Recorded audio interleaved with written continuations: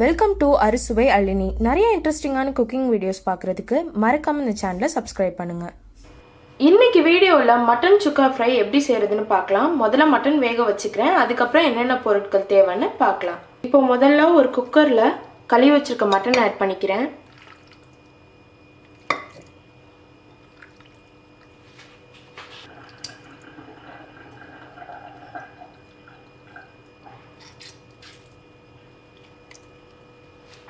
தண்ணி ஊற்றாமல் அரைச்சிருக்க இஞ்சி பூண்டு பேஸ்ட் ஆட் பண்ணிக்கிறேன்.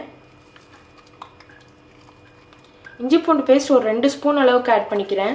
ஏன்னா ஃப்ரைக்கு வந்து நான் தனியாக ஆட் பண்ண மாட்டேன். 1 டீஸ்பூன் மஞ்சள்தூள் ஆட் பண்ணிக்கிறேன். தண்ணி ரொம்ப ஆட் பண்ணாமல் ஒரு பாதி கப் மட்டும் தண்ணி ஆட் பண்ணிக்கிறேன். இது எல்லாத்தையும் நல்லா மிக்ஸ் பண்ணிவிட்டு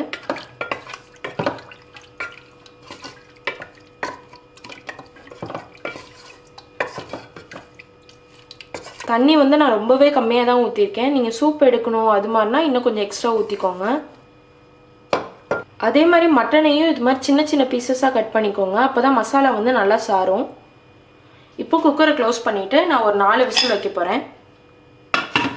இப்போ மட்டன் வந்து குக்கரில் வெந்துட்டுருக்கு. வேறு என்னென்ன பொருட்கள் வந்து தேவைன்னு பார்க்கலாம். பெரிய வெங்காயம் 1, 6 பச்சை மிளகா, 1 கொத்து வந்து கருவேப்பிலை, அதுக்கப்புறம் என்னென்ன மசாலா தூள் வச்சுருக்கேன்னா 1 ஸ்பூன் மிளகாத்தூள், 1/2 ஸ்பூன் சீரக பவுடர், 1/2 ஸ்பூன் பெப்பர், 1/2 ஸ்பூன் வந்து மஞ்சள் தூள் வச்சுருக்கேன். பெரிய வெங்காயத்துக்கு பதிலாக நம்ம சின்ன வெங்காயம் யூஸ் பண்ணலாம், ஒரு 100 கிராம். அது வந்து இன்னுமே நல்லாயிருக்கும். மட்டனில் வந்து நான் ஏற்கனவே வந்து மஞ்சத்தூள் இஞ்சி பூண்டு பேஸ்ட் போட்டு தான் நான் வேக வச்சுருக்கேன், அதனால் நான் தனியாக வந்து இஞ்சி பூண்டு பேஸ்ட் ஆட் பண்ணல. இப்போ 4 விசில் வச்சு ஆஃப் பண்ணியாச்சு. ஓப்பன் பண்ணி பார்க்கலாம்.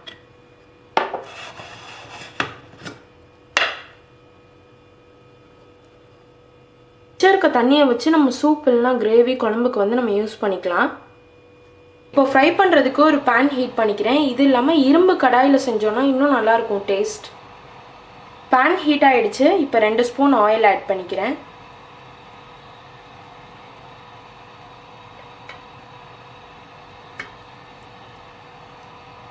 நான் சுக்கா ஃப்ரைக்கு வெறும் சீரகம் மட்டும்தான் தாளிக்கிறேன். சீரகம் நல்லா பொரிஞ்சதுக்கப்புறம் கருவேப்பிலை ஆட் பண்ணிக்கிறேன்.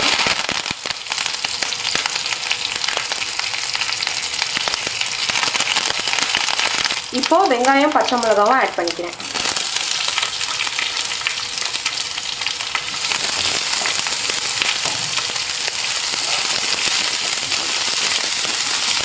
வெங்காயம் நல்லா ப்ரௌன் ஆகணும், அது வரைக்கும் நல்லா ஃப்ரை பண்ணணும்.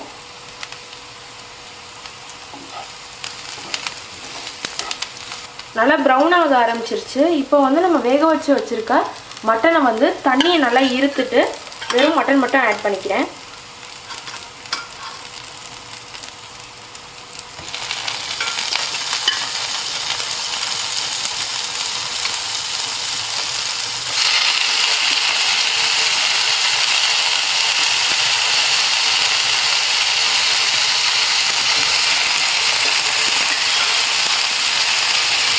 மட்டன் வந்து நல்லா குக்காக இருக்கணும். இப்போ இது எல்லாத்தையும் நல்லா மிக்ஸ் பண்ணி விட்டுக்கோங்க. மட்டன் இது மாதிரி நல்லா சின்ன சின்ன பீசஸாக போட்டுக்கோங்க, அப்போ தான் வந்து உங்களுக்கு மசாலா நல்லா சாரும். இப்போ நான் மிளகாத்தூள், மஞ்சத்தூள், சீரகத்தூள், மிளகுத்தூள் இது எல்லாமே ஆட் பண்ணிக்கிறேன். இது எல்லாத்தையும் நல்லா மிக்ஸ் பண்ணிக்கோங்க.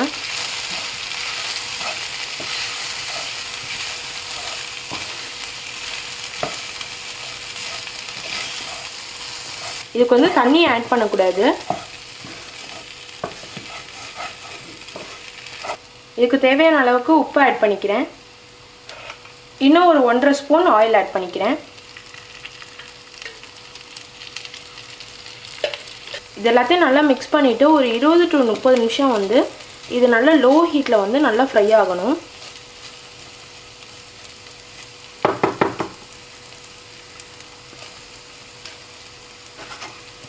நல்லா சிம்மில் வச்சுக்கோங்க. ஒரு 5 நிமிஷத்துக்கு ஒரு வாட்டி இது திருப்பி விடணும்.